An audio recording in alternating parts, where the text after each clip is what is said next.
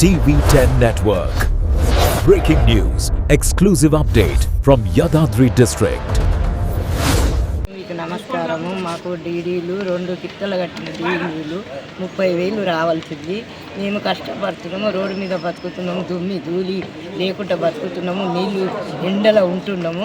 మా కష్టం మీరు చూసి మమ్మల్ని గమనించండి. మేము ఇప్పుడు డీడీలు కట్టము, గతంలో రిన్యువల్ చేయాలి. రామలమ్మ, కలాక్షం రామలమ్మ. పట్టణ పాత బస్ స్టాండ్ కూరగాయల మార్కెట్ యార్డ్ నుండి వచ్చాము. కలెక్టర్ గారిని కలవడానికి వినతి పత్రం ఇచ్చాము. మేము గత 2012 సంవత్సరంలో 10,000 రూపాయల డీడీ తీసి మున్సిపల్ కమిషనర్ ఆఫ్ భువనగిరి అనేసి ఒక 67 నుండి 70 డీడీల వరకు మేము ఇచ్చాము. 2012లో ఇచ్చాము. అదేవిధంగా మాకు ఆ డీడీలు ఇవ్వలేదు.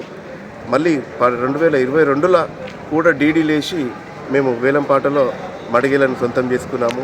మళ్ళీ ఈరోజు మున్సిపల్ కమిషనర్ గారు మళ్ళీ డీడీలు కట్టాలి, మళ్ళీ మీ వేలంపాటలు వేసుకోవాలి, లేకపోతే మీకు మడిగలు ఇవ్వడం లేదంటారు. మేము గతంలో ఇచ్చిన మడిగలకు వేలంపాటలో పాల్గొన్నటువంటి డీడీలు రిటర్న్ ఇవ్వలేదు. 2012లో ఇవ్వలేదు, 2022లో కూడా ఇవ్వలేదు. మళ్ళీ ఇప్పుడు 2026 సంవత్సరంలో కూడా డీడీలు తప్పనిసరిగా కట్టాల్సి వస్తుంది.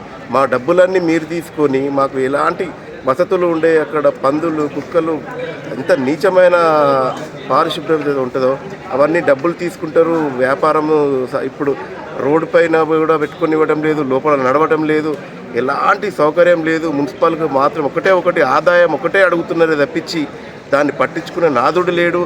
ఇప్పుడు కూడా మాకు ఈ 2022లో తీసుకున్నటువంటి డీడీలను అదే డీడీలపైన మాకు రెన్యువల్ ఇవ్వాలి. రెన్యువల్ ఇస్తేనే మాకు లాభం చేకూరుస్తుంది. మళ్ళా 50,000 రూపాయలు డీడీ కట్టాలంటే మా వద్ద ఎలాంటి మా దుకాణాలే నడవడం లేదు. మేము మళ్ళీ 50,000 రూపాయలు ఎక్కడికి తేవాలి? ఇప్పటికే ప్రతి ఒక్క వ్యక్తి మీద 50,000 రూపాయల పెట్టుబడి పెట్టినాము. మళ్ళీ 50,000 రూపాయలు అంటే మాకు 1,00,000 రూపాయలు మాపై భారం పడుతున్నది. దయచేసి కలెక్టర్ గారికి దృష్టి కూడా ఇప్పుడే తీసుకెళ్ళాము. మాకు